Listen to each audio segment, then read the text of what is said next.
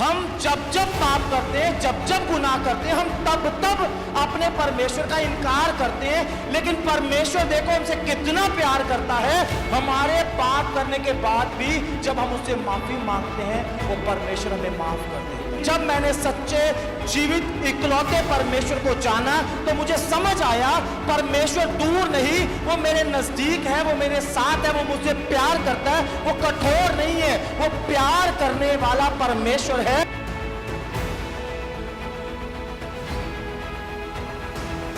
आज एक खास दिन है, आज फादर्स डे है। Happy Father's day.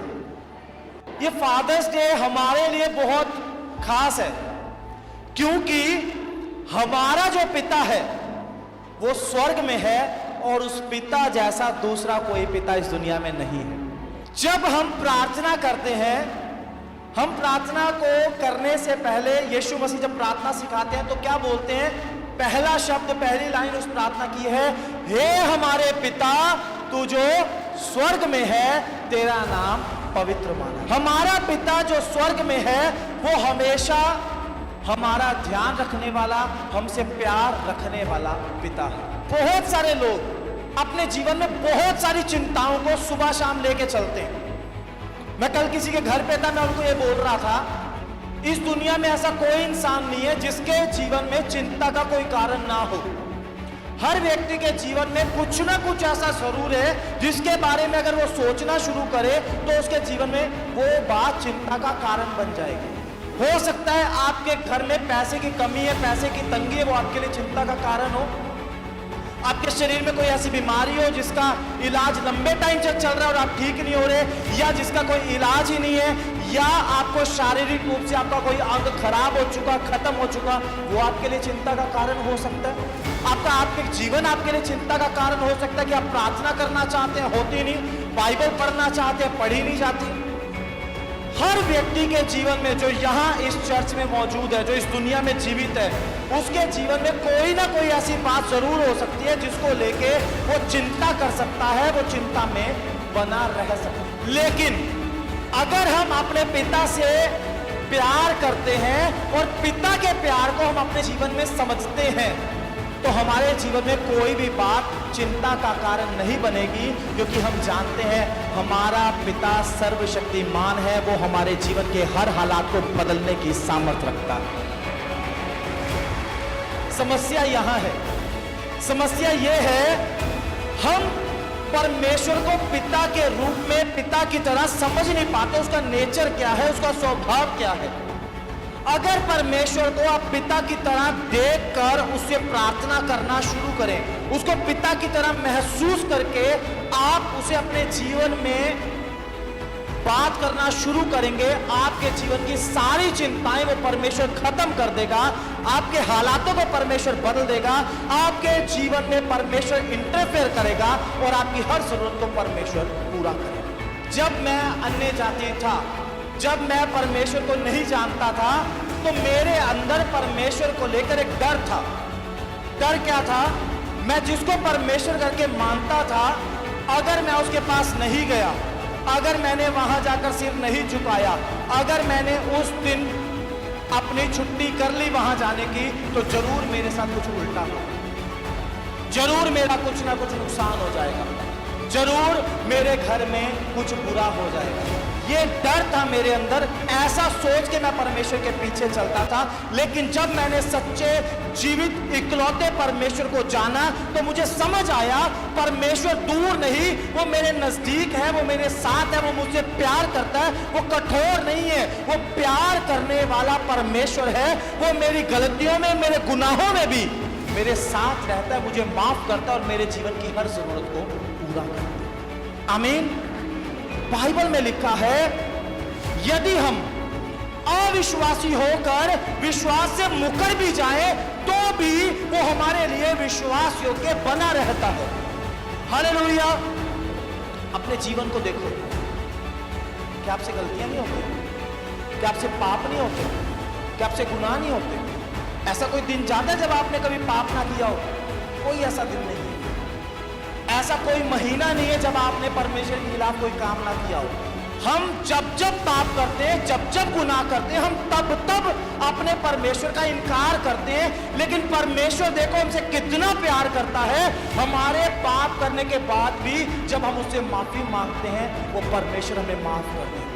हम उसके सामने अपनी जरूरत रखते हैं, वो परमेश्वर हमारी जरूरत को पूरा कर देता है। वो हमसे कितना प्यार करता है, उसका हार्ट आप समझो, उसका दिल समझो, वो हमारा पिता है, वो हमसे प्यार करता है। जिनके यहाँ पर बच्चे हैं छोटे, या जिन्होंने अपने घर में छोटे बच्चों को देखा है, वो इस बात को समझेंगे। आप एक छोटे बच्चे को, मेरा बेटा एक छोटा, उसको मैं किसी काम के लिए रोकता हूं, वो एक बार के लिए रुक जाएगा, अगले मिनट या अगले घंटे या अगले दिन फिर से वही काम करेगा। करते हैं ना बच्चे? तो बाप क्या करता है, माँ क्या करती है? उसको मार के घर से निकाल देते हैं छोटे से बच्चे। करता है कोई ऐसा? उसको डांट सकते हैं, लेकिन फिर भी जब बच्चे को जरूरत होती है स्कूल की बुक्स की, माँ बाप लेके देते हैं। बच्चे को यूनिफॉर्म की जरूरत होती है, माँ बाप लेके देते हैं। बच्चे को भूख लगती है, माँ बाप खाना देते हैं। माँ बाप वो सब कुछ करते हैं जो वो अपने बच्चे के लिए कर सकते हैं। यीशु मसीह बोलता है जब तुम बुरे होकर, हम बुरे हैं ना, पापी गुनाहगार हैं, यीशु मसीह बोलता है जब तुम बुरे होकर अपने बच्चों को अच्छी वस्तुएं देना जानते हो, तो तुम्हारा स्वर्गीय पिता तुम्हें उनसे बढ़कर क्यों नहीं देगा। हम पापी गुनाहगार मनुष्य हैं, फिर भी अपने बच्चों से इतना प्यार करते हैं। वो परम पवित्र सर्वशक्तिमान परमेश्वर हमारा पिता है, वो हमें उन सब से जो हमारी जरूरतें हैं उन सब से बहुत बढ़कर देते हैं। हम परमेश्वर की संतान कहलाए कैसे? जब उसने हमसे प्रेम किया। अब संसार के लोगों को जाकर देखो, उनके लिए परमेश्वर इतना दूर है कि परमेश्वर को पाने के लिए वो सब कुछ कर रहे हैं। वो सुबह नंगे पैर घर से निकलते हैं, कई किलोमीटर पैदल जाते हैं।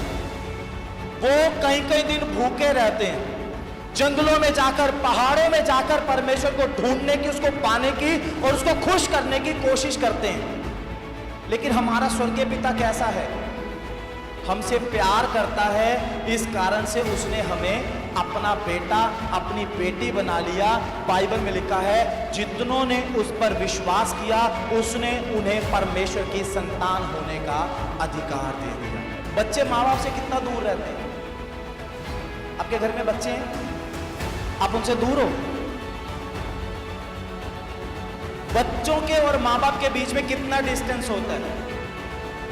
कुछ भी नहीं। अगर बच्चे नौकरी करने दूसरे शहर में, दूसरी स्टेट में भी चले जाएंगे, आप ज्योग्राफिकल डिस्टेंस हो सकता है, मतलब रहने में आप अलग अलग स्थान पर रह सकते हो, लेकिन अगर बच्चा दूसरे शहर से एक बार फोन भी कर देगा ना अपने माँ बाप को, मुझे इस चीज की जरूरत है, उसी टाइम माँ बाप अपनी पूरी कोशिश करेंगे कि अपने बच्चे की हर जरूरत को पूरा करें। लोग स्टडी करने के लिए दूसरे देशों में जाते हैं, कोई कनाडा, कोई यूके, कोई ऑस्ट्रेलिया जाते हैं ना, वहां जाकर भी बहुत सारे बच्चे अपने माँ बाप को हेल्प के लिए बोलते हैं, और माँ बाप 1 मिनट में अपने बच्चों की हेल्प करते हैं। क्यों? बाप का और माँ का हृदय ऐसा है।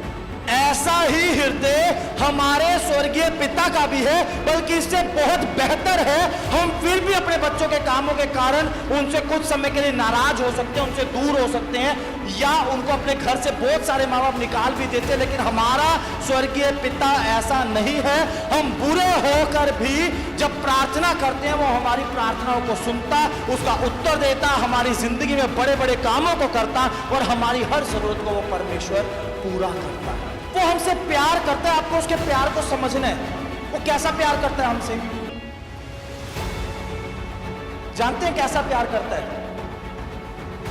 हम पापी और गुनाहगार थे, अगर वो पिता के रूप में सोचना छोड़ देता और सिर्फ अपने परमेश्वर के हिसाब से सोचता, न्याय बहुत साधारण था, जो पाप करेगा वो नरक में जाएगा, पाप की मजदूरी मौत है, ये न्याय बोलता है।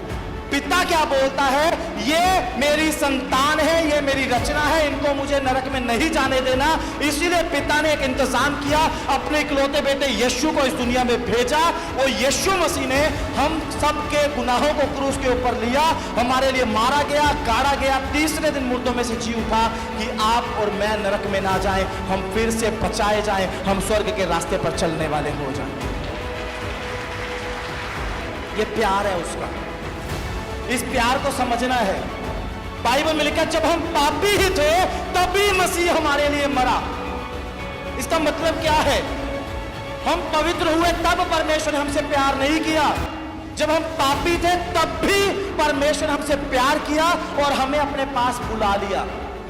जब यीशु ने मुझे अपने पास बुलाया, उस टाइम पर मैं गालियां भी देता था, मैं शराब भी पीता था, मैं लड़ाई झगड़े भी करता था, सब बुरे काम करता था।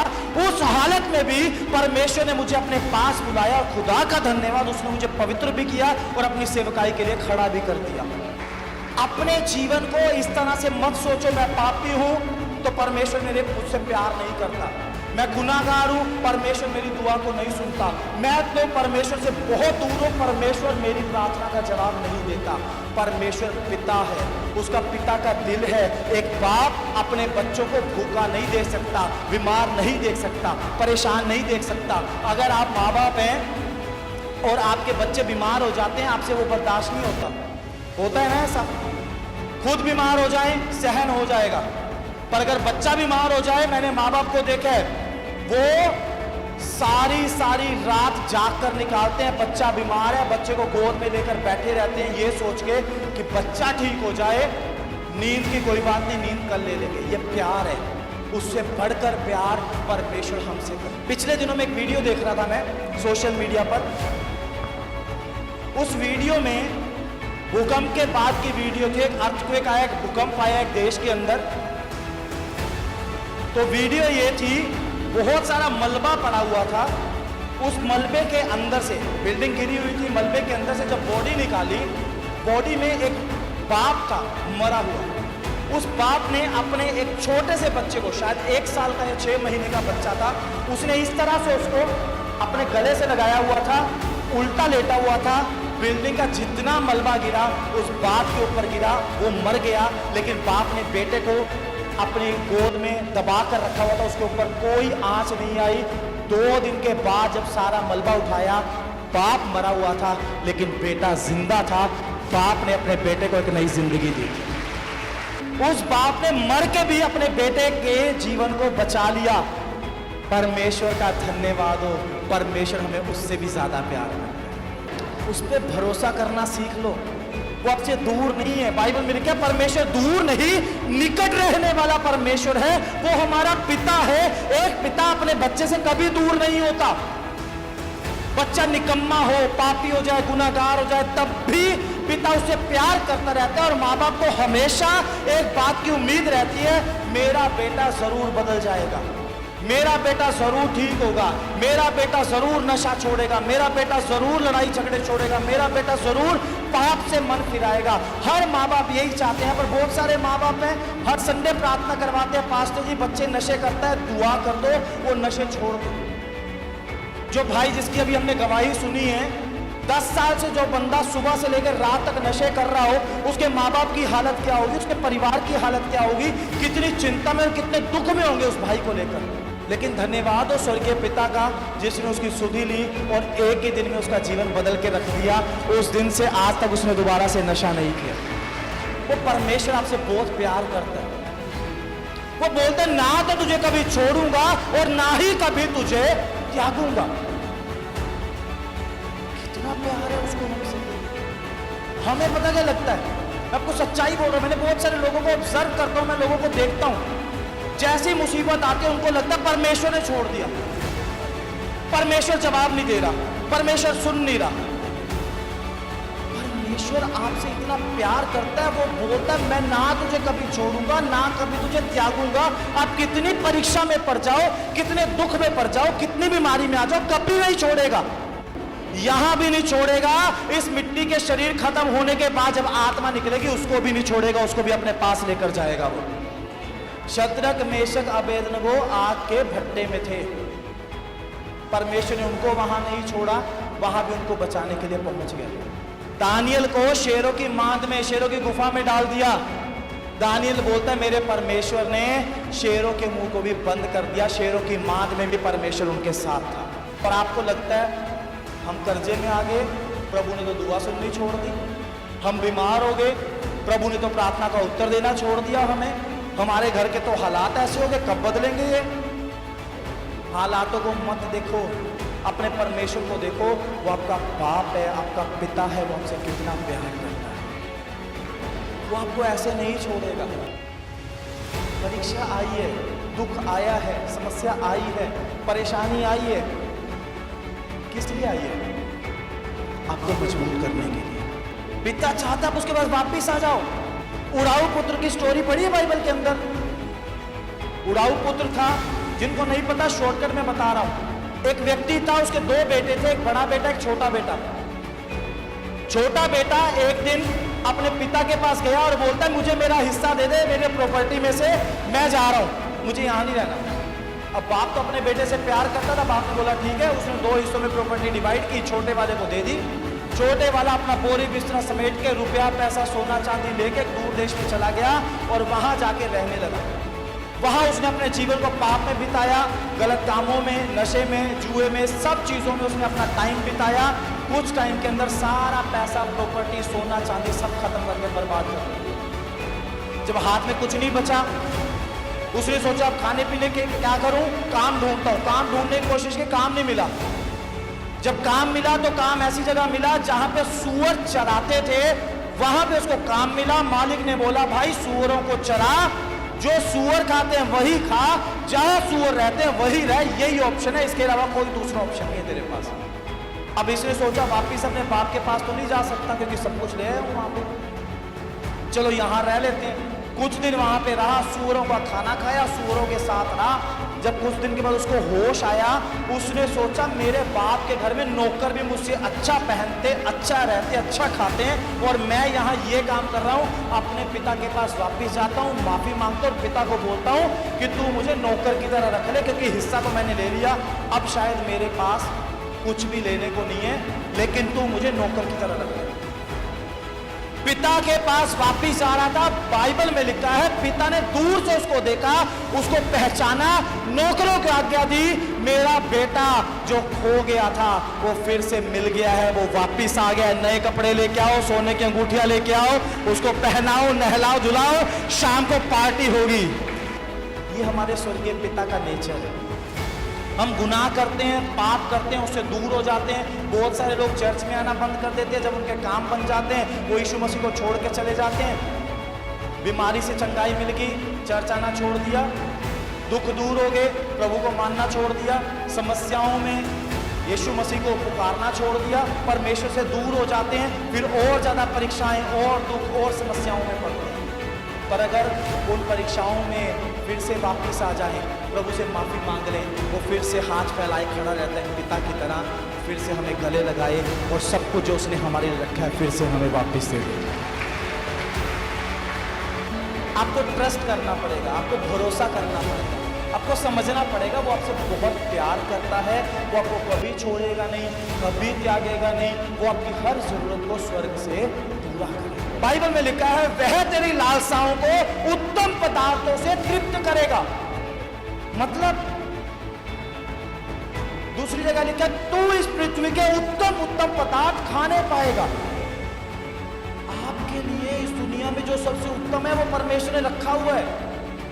आप उस पिता के पास आओ, उसके क्लोज आओ, उसके साथ अपने रिश्ते को समझो, उस रिश्ते को मजबूत करो। जो कुछ उसके पास है वो सब कुछ आपको दे देगा। सभी भाई बहनों को जय मसीह की। अगर आप दिल्ली या दिल्ली के आसपास रहते हैं तो आप सब जरूर आएं लिविंग ग्रेस चर्च दिल्ली में। अधिक जानकारी के लिए दिए गए नंबर पर संपर्क करें।